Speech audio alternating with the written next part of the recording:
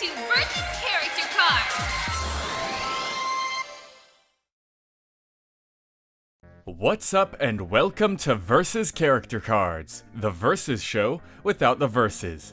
In this series, instead of analyzing two fighters to determine who wins in a battle to the death, we are only covering one character at a time, researching who they are and what they can do.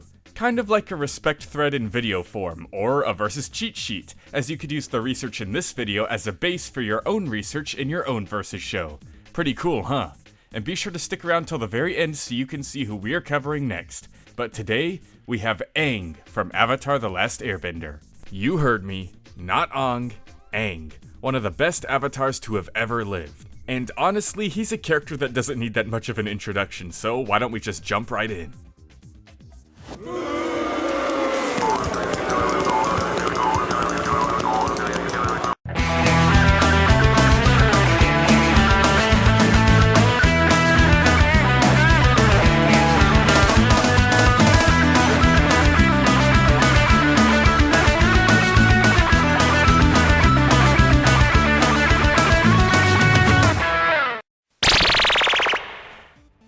Water, earth, fire, air.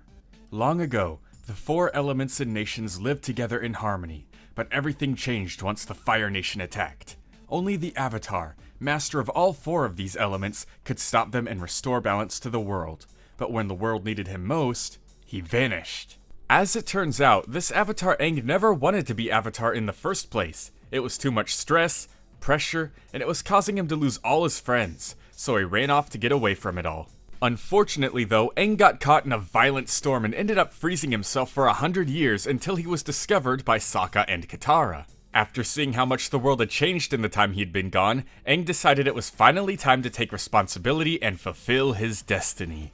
As Avatar, Aang possesses mastery of all four elements, but his forte is definitely air. He can ride around on a little air sphere for extra mobility, his airbending is so precise and skilled he can unlock doors and solve puzzles with it, and it's so strong that he can use it to lift himself or blow others off their feet. Before he had even begun practicing earthbending, Aang was still able to move a giant boulder with his airbending. And he has a couple tools to enhance all these skills even further, like his fans, allowing him to focus his airbending even more precisely, or his staff, which can turn into a glider for gliding. With malicious intent, airbending can also be used to suck the oxygen from someone's lungs, or prevent oxygen from entering them in the first place, suffocating them.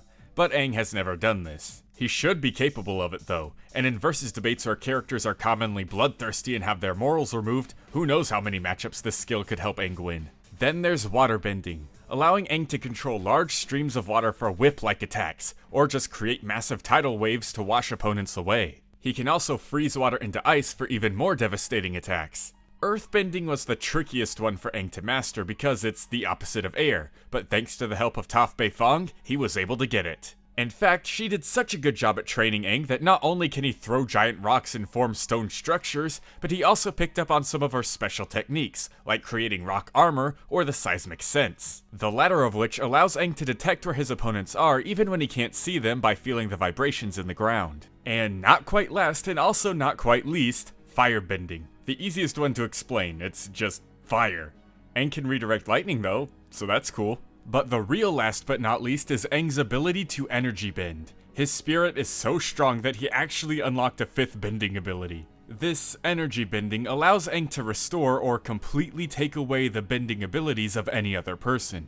All of these abilities get even stronger in Aang's avatar state. The avatar state is a state of being where the avatar's past lives come back to refocus all their bending ability into the current avatar. It makes Aang extremely powerful but also extremely vulnerable. It only increases his bending abilities, not his physical abilities. He's still pretty much a glass cannon, as characters like Azula can one-shot him with her lightning, even while he's in the avatar state. This doesn't mean he's weak though, Azula is just really OP. He should still be at least as strong as Zuko physically, who survived this explosion during an assassination attempt. It destroyed the entire Fire Nation ship, a large building level explosion at least 2 tons. Aang himself has also survived some explosions, long falls, and some pretty heavy hits. And that's just his physical strength. His bending gets way more crazy. Aang's airbending is strong enough to move stones that weigh over 300 tons, and earthbending itself allows Aang to move over 10,000 tons. It gets better though. With his waterbending, Aang was able to move over 30 million tons, and with his earthbending in the Avatar state, he was able to carve a 150 kiloton circle around a city. Those are just Aang's own feats in the Avatar state though. Remember, the Avatar state allows Aang to draw from the power and bending energy of all the previous Avatars combined, so anything they're able to do, he should do as well.